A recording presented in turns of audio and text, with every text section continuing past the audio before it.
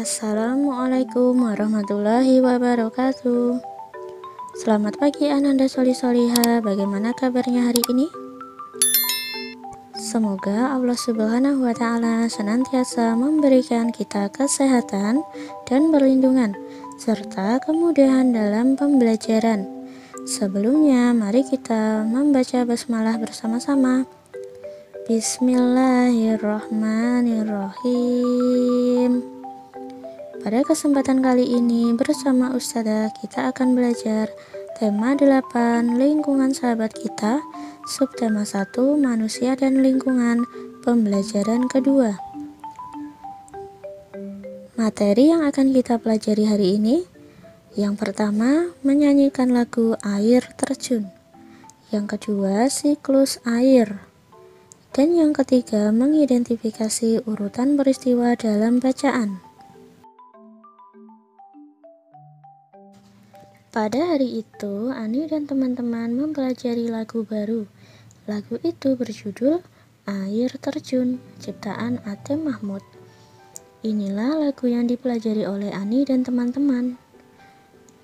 Sekarang pelajarilah lagu Air Terjun hingga kalian dapat menyanyikannya dengan baik dan benar.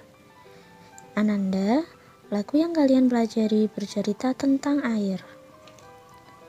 Manusia selalu membutuhkan air untuk keperluan rumah tangga, pertanian, industri, dan untuk pembangkit listrik. Kita bersyukur kepada Allah Subhanahu wa Ta'ala yang menciptakan alam dengan sempurna. Air selalu tersedia di bumi karena air mengalami siklus.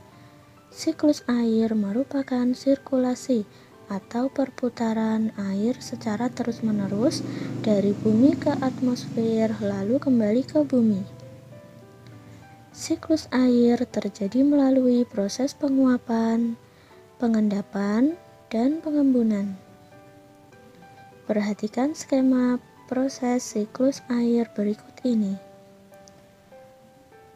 Air di laut, sungai, dan danau menguap akibat panas dari sinar matahari. Proses penguapan ini disebut evaporasi. Tumbuhan juga mengeluarkan uap air ke udara ya. Uap air dari permukaan bumi naik dan berkumpul di udara. Lama-kelamaan, udara tidak dapat lagi menampung uap air.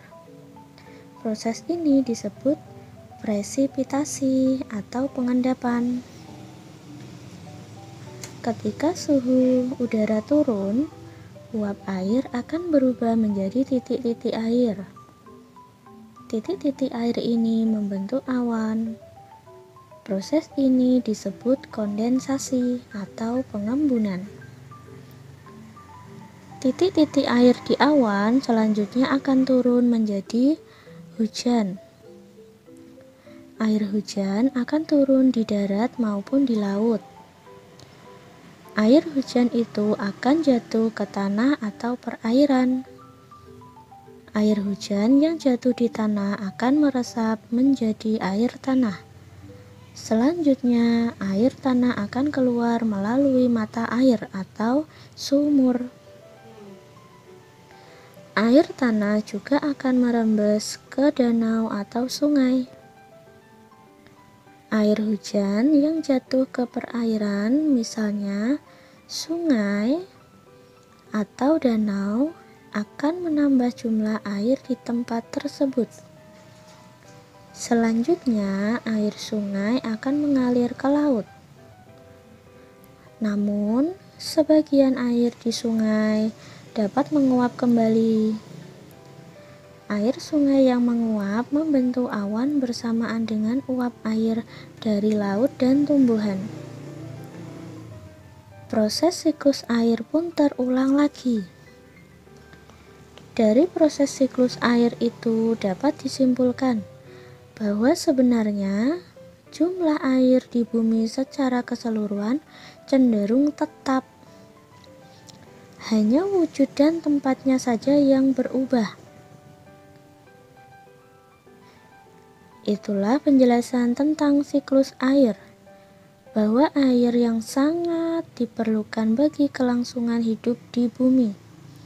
Semua makhluk hidup membutuhkan air.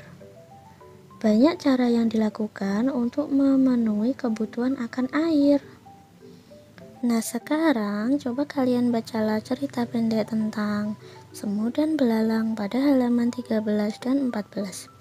Selanjutnya, jawablah pertanyaan-pertanyaannya berdasarkan isi cerita dari semut dan belalang. Yang harus kalian ketahui unsur-unsur dalam cerita, diantaranya yang pertama tokoh, yaitu pemeran atau pelaku dalam cerita. Yang kedua, latar, yaitu tempat dan waktu terjadinya peristiwa dalam cerita. Yang ketiga, alur, yaitu jalinan peristiwa demi peristiwa dalam cerita. Yang keempat, tema, yaitu pokok atau gagasan utama dalam cerita. Dan yang kelima, amanat, yaitu pesan yang disampaikan penulis kepada pembaca melalui cerita pendek tersebut. Alhamdulillah Ananda, pembelajaran hari ini sudah selesai ya. Terima kasih sudah menyaksikan video pembelajaran pada pagi hari ini.